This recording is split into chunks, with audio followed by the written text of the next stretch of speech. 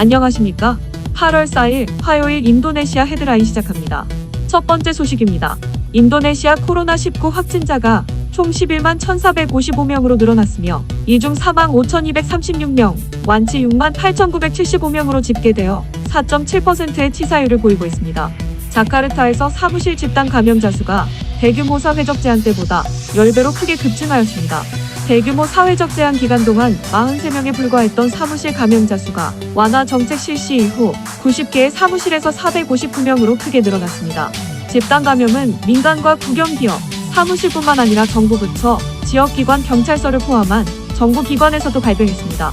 이에 코로나19 대책위원회는 기업들에게 재택근무 정책을 다시 시행할 수 있도록 요청하였고, 자카르타 주지사는 보건 지침이 올바르게 시행되는지를 확인하기 위해 무작위로 사무실을 불시 검문하겠다고 했습니다. 마스크 착용과 사무실 직원 간의 거리 두기, 사무실 내 인원 제한과 같은 지침이 지켜지지 않는 업체에 대해서는 업주와 직원들에게도 과감히 벌금을 부여하겠다고 전했으며, 또한 업체의 사업자 번안을 취소할 수도 있다고 경고했습니다. 자카르타 교통청장은 8월 6일부터 자카르타 주요 도로를 대상으로 홀짝제가 다시 시작된다고 밝혔습니다. 홀짝제 운영 시간은 오전에는 6시부터 10시까지이며 오후에는 4시부터 9시까지입니다. 또한 축소 운행되었던 대중교통 운행 시간도 정상으로 복귀되었습니다. 하지만 최대 수용 인원은 코로나 바이러스 확산 방지를 위하여 지금과 같이 50%로 유지하며 주기적인 소독과 보건 감독을 실시한다고 전했습니다.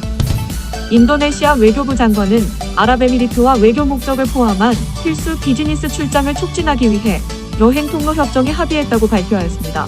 해당 협정은 즉각 효력을 발휘하며 양국 간 방문객은 2주 자가격리를 면제하는 것이 주요 내용입니다. 하지만 해당 면제 대상은 기업인이나 외교관 등 필수 목적 출장자에 한하며 관광객은 대상이 아니라고 설명했습니다. 현재 인도네시아 정부는 기존 단기 체류 비자 소지자를 제외한 모든 외국인의 입국을 금지하고 국가 전략 프로젝트 종사자 등에게만 예외적으로 입국을 허용하고 있습니다. 외교부 장관은 아랍에미리트에 이어 한국, 중국, 아세안 국가들과도 해당 협정을 체결하기 위해 협상 중이라고 밝혔습니다. 인도네시아에서 의료 종사자용 방호복과 마스크 등 코로나19 방역 물품의 수입이 급증하고 있습니다. 수입이 늘어난 데에는 정부가 방호복 및 마스크 등 관련 제품에 대해 수입 관련 세금을 면제했으며 지금까지 제한해왔던 수입항을 개방하는 등 관련 규제를 완화한 데 따른 영향으로 보입니다. 하지만 인도네시아 공제업계는 국내 제조사들로도 내수에 대응할 수 있다면서 정부의 수입 중단 등 국산품 보호 정책 실행을 촉구하고 있습니다. 섬유업자협회에 따르면 국내 제조사들의 월간 방호복 생산 능력은 1,600만 벌이며 이에 비해 국내 수요는 월간 500만 벌로 충분하게 내수를 충족하고 있지만 수입량이 줄지 않고 있어 섬유 제조사가 생산량을 줄이고 있다고 주장했습니다.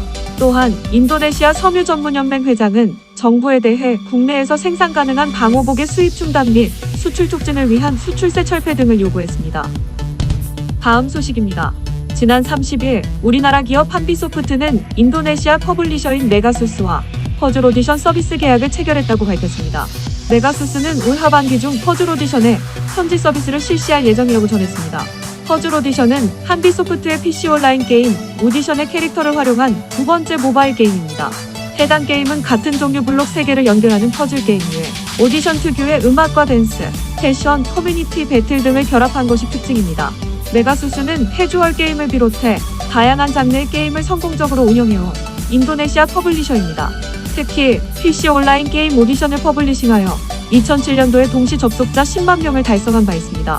한빛소프트 게임 사업팀장은 오디션은 PC 온라인 캐주얼 게임 전성시대를 열고 중국, 동남아시아 등 해외 시장까지 폭넓게 진출해 7억 명이 넘는 누적 유저를 확보한 바 있다며 퍼즐 오디션이 원작처럼 전 세계적으로 사랑받는 게임이 될 것으로 기대한다고 강조했습니다. 다음 소식입니다. 인도네시아 공공사업 국민주택부는 올해 고속도로 12개 구간의 운영사업자를 선정하는 입찰을 실시한다고 밝혔습니다. 총 668.54km 연장으로 사업비는 241조 8,800억 루피아에 달합니다.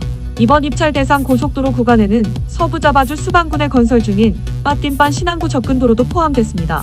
특히 규모가 가장 큰 구간은 서부 자바주와 중부 자바주를 연결하는 찔라짝 고속도로입니다. 해당 구간은 총 207km 연장으로 사업비는 약 58조 루피아에 달하며 인도네시아 도로공단이 55%를 출자한 컨소시엄 형태로 진행될 예정입니다. 올해 7월까지 개통된 인도네시아 전국의 고속도로는 2132km에 달하며 연내 4개의 고속도로가 추가로 개통될 전망입니다. 이는 조코이 정부의 국가 현대화 프로젝트의 일환으로 계획대로 진행이 된다면 2024년까지 인도네시아 전국의 고속도로망은 총 5,400km로 현재의 3배 수준이 됩니다.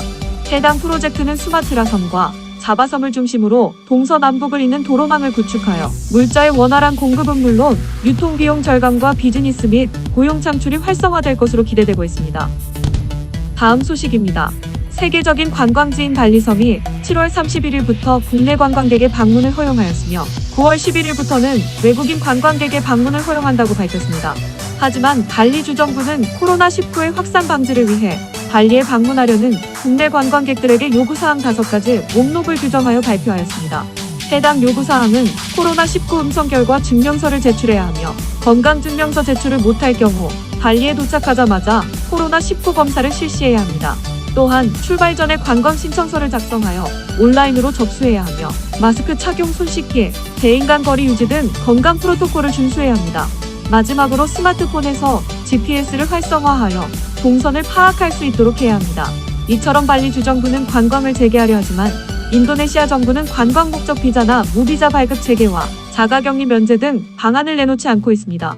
또한 지난 2일을 기준으로 발리의 코로나 누적 확진자 수는 3,448명이었으며 이 중 2,924명이 완치되고 48명이 사망하여 현재는 476명의 코로나 환자가 치료를 받고 있습니다. 다음 소식입니다. 도요타 인도네시아 법인은 현지에서 판매된 차량 중 일부가 연료 펌프에 문제가 있어 리콜 후 수리 캠페인을 하겠다고 밝혔습니다. 해당되는 차량은 2017년도부터 2018년까지 출고된 알파드 모델, 2013년도부터 2014년까지 출고된 FJ 크루저 모델, 2017년도부터 2019년까지 출고된 기장 이노바, 포추너 하일럭스 모델입니다. 도요타에서 공개한 자료에 따르면 차량의 연료 펌프 로터 블레이드에 잠재적 결함이 있어 연료 펌프가 작동하지 않거나 엔진 내부에 손상을 주고 저속에서 작동하지 않을 수 있다고 밝혔습니다. 또한 고속에서도 갑자기 엔진이 멈출 가능성이 있어 사고의 위험이 있기 때문에 즉시 점검을 실시하는 것이 바람직하다고 덧붙였습니다. 하지만 모든 차량이 리콜 대상이 아니며 도요타 공식 홈페이지나 고객센터에서 차량 모델 번호로 수리 필요 여부를 확인할 수 있습니다.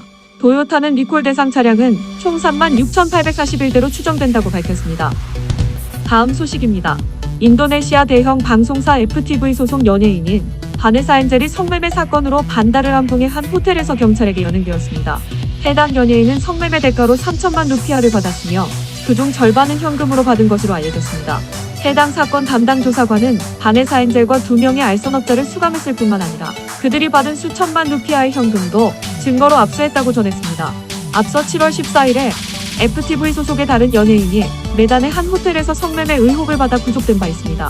당시 메단 경찰서장은 연예인들을 이용하는 매춘 알선업자들이 있다고 기자들을 통해 밝힌 적이 있습니다. 경찰은 연예인 성매매 사건은 대부분 온라인에서 시작되며 온라인을 통해 알선업자와 접촉을 한 후 거래를 하기로 한 장소로 이동한다고 전했습니다. 또한 이번 성매매 사건이 지난번 사건과 관련이 있는지 조사 중이기 때문에 아직 사건의 세부 사항에 대해 밝히기는 어렵다고 덧붙였습니다. 다음 소식입니다. 지난 31일은 이둘 아드하라는 이슬람 희생제 명절이었습니다. 이둘 아드하는 하지 성지 순례가 끝나고 찾아오는 축제일로 이슬람력으로 매년 마지막 달에 10일째에 있는 기념일입니다. 이슬람교에서 이둘 아드하는 느바란 다음으로 가장 거룩한 날로 여겨지고 있으며 해당 명절에 이래서 2주 전부터 자카르타에서도 희생제물로 쓰일 양이나 염소를 메어놓은 모습을 볼 수 있습니다. 해당 명절은 아브라함이 아들을 희생물로 바치라는 하나님의 말씀을 실행에 옮기려 하자 하나님이 이를 멈추게 하고 양을 대신 제물로 바치도록 허락했다는 코란의 내용에서 유래합니다. 기독교의 성경에도 같은 구절이 있어 기독교인들에게도 익숙한 내용입니다. 이후로 아브라함과 아들의 신앙심을 기념하기 위해 양을 제물로 바쳐 경의를 표했던 것이 전례가 되어 인도네시아의 전통 문화로 자리 잡았습니다. 희생제 기간 이슬람 신자들은 소, 양, 염소를 제물로 도축하고 고기를 이웃이나 소외친과 나눕니다. 제물로 도축한 고기의 3분의 1은 가축을 산 사람이나 가족이 갖고 3분의 1은 가난하고 소외된 이들, 나머지 3분의 1은 이웃에 나누어 주는 게 원칙입니다. 하지만 올해는 코로나 사태로 인해 위험이 높은 지역에서의 대규모 행사를 금지하거나 축소해서 진행했으며 참가자들은 마스크를 쓰고 손을 씻을 수 있도록 하여 방역 규정을 지키도록 하였습니다.